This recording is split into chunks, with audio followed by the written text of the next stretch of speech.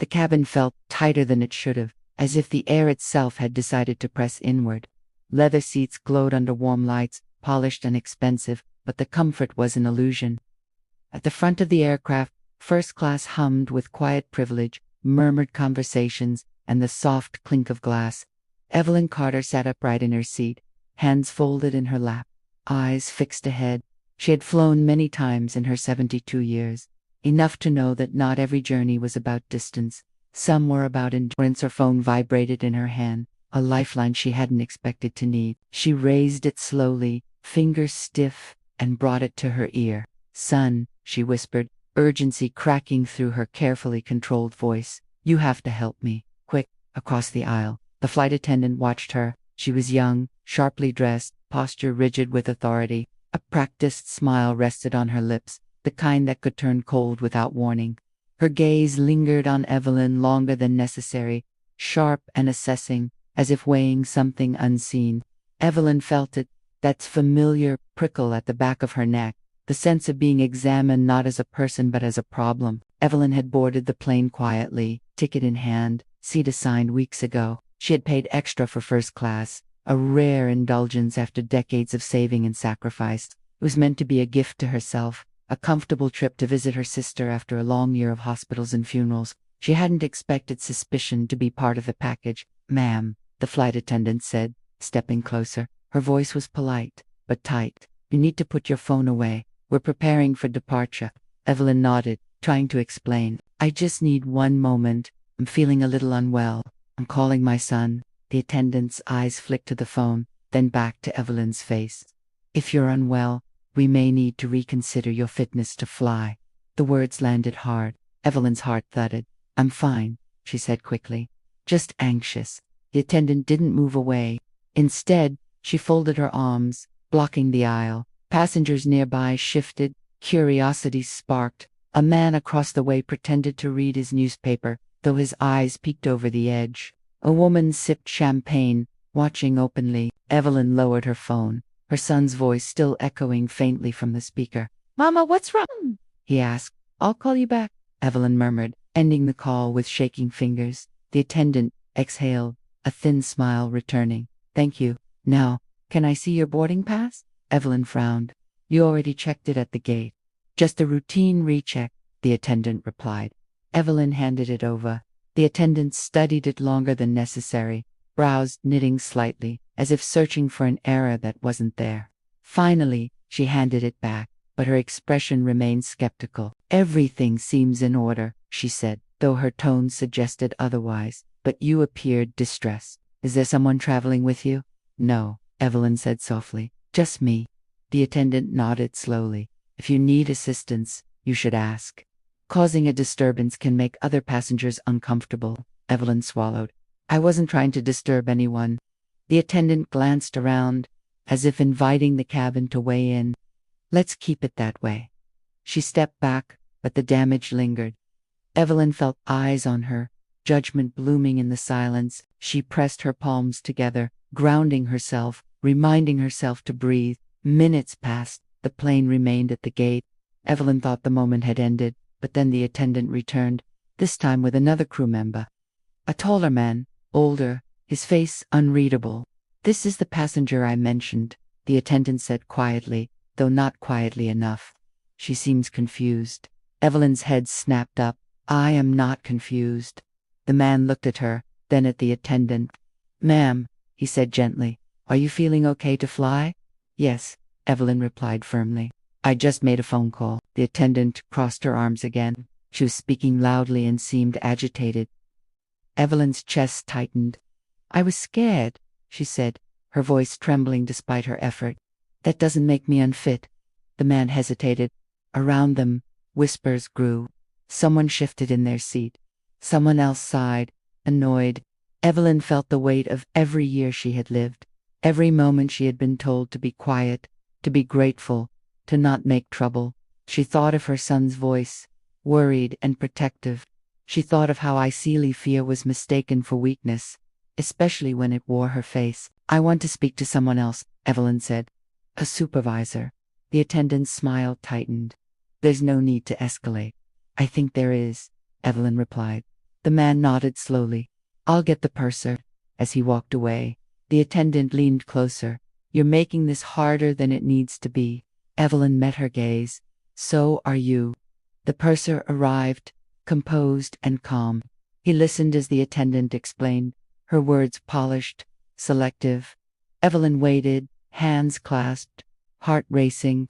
When it was her turn, she spoke plainly. She described the phone call, the anxiety, the way she felt watched, questioned, diminished. The purser nodded, eyes thoughtful. He looked around at the cabin, then back at Evelyn. Thank you for explaining, he said. You haven't done anything wrong. Relief washed through her, sharp and sudden. Tears burned her eyes. The attendant stiffened, but protocol allows for discretion, the purser interrupted gently, and compassion. He turned to Evelyn. Would you like some water? Yes, she whispered. As the purser left, the attendant remained, jaw clenched. She didn't apologize. She didn't look at Evelyn again. She simply stepped away. The plane eventually pushed back from the gate. The hum of engines filled the cabin. Evelyn sipped her water slowly, hands steadier now. A woman across the aisle caught her eye and offered a small, supportive smile. It wasn't much, but it mattered. Evelyn leaned back, exhaustion settling into her bones. She thought of all the flights she had taken in her life, all the rooms she had entered where she had been seen as out of place. She wondered if it would ever change. Her phone buzzed again, a message from her son. Are you okay? She typed back, I'm okay now. I'll tell you later. As the plane lifted into the sky, Evelyn closed her eyes. The clouds outside glowed pink and gold, indifferent to human cruelty.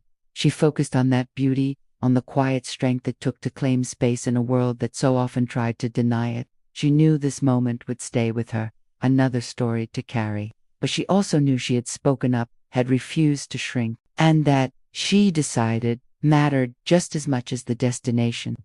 The seatbelt sign chimed softly, a sound meant to reassure, but Evelyn barely noticed it. Her mind was still replaying the encounter in fragments, the folded arms, the word confused, the way the cabin had seemed to lean in on her like a jury. She stared at the back of the seat in front of her, tracing invisible lines with her eyes, grounding herself in something solid. Turbulence rippled lightly through the cabin. A few passengers gasped, others laughed it off. Evelyn tightened her grip on the armrest, not from fear of the air, but from the quiet realization of how close she had come to being removed. How easily the story could have ended differently if the purser hadn't listened. If her voice had shaken a little more, if she had been just a little less composed. The flight attendant returned down the aisle, pushing the drink cart. Her smile was back, wide and professional, offered generously to others. When she reached Evelyn, the smile faltered, just slightly, before settling into something neutral. Would you like anything to drink? She asked.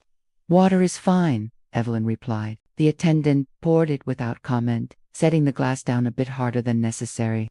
Their fingers brushed briefly, and the attendant pulled her hand back quickly, as if contact itself was unpleasant. Then she moved on, laughter already bubbling from her mouth as she joked with the next passenger. Evelyn watched her go, a familiar ache settling behind her ribs. It wasn't anger that hurt the most. It was the effort, the constant calculation of tone, posture, expression, the knowledge that any sign of vulnerability could be turned against her. A memory surfaced uninvited. Evelyn at 12 years old, standing in a department store while a clerk followed her through every aisle, pretending to rearrange shelves. Her mother's hand had squeezed hers gently, a silent instruction. Don't react, don't give them a reason. Just get what you came for, and leave. Decades later, the lesson still clung to her bones. The man across the aisle leaned slightly toward her. "You're okay, ma'am?" he asked quietly. Evelyn hesitated, then nodded. "I am now." He gave a small nod in return, respectful, and turned back to his seat. The interaction was brief, but it loosened something inside her chest. Proof that not everyone saw her as a problem to be managed. The plane climbed higher, the city shrinking below into a quilt of lights. Evelyn pressed her forehead lightly against the window. She thought of her sister waiting at the other end, frail but stubborn, still insisting on cooking despite doctor's orders. She smiled at the thought. Family had always been her anchor, even when distance and time stretched it thin. Her phone buzzed again. This time, she answered. Mama, her son said immediately. I was worried. What happened? Evelyn lowered her voice. I'm on the plane. Everything's fine now. That didn't sound fine earlier. She closed her eyes. It almost wasn't, but I handled it. There was a pause on the line, heavy with things unsaid. I wish I was there, he said finally. So do I, Evelyn admitted. But I didn't need you to fight for me. I needed to remember I could fight for myself. I'm proud of you, he said softly.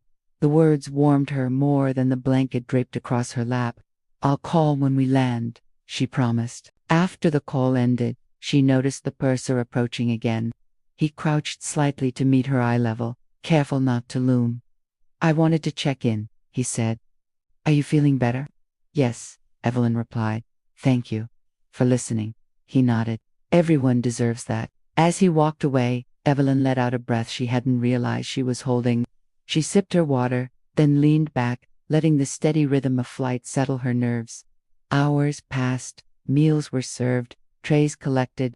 The earlier tension faded into the background hum of travel, but it never disappeared completely. It lingered in Evelyn's awareness, a reminder etched into the experience.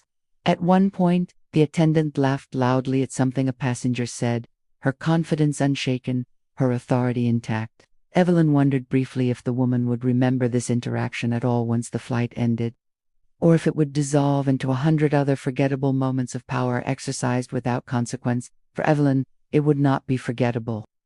As the plane began its descent, sunlight streamed through the windows, casting long shadows across the cabin. The city below grew clearer, sharper, real again. Evelyn straightened in her seat, smoothing her jacket, preparing herself to stand, to walk off this plane with dignity intact.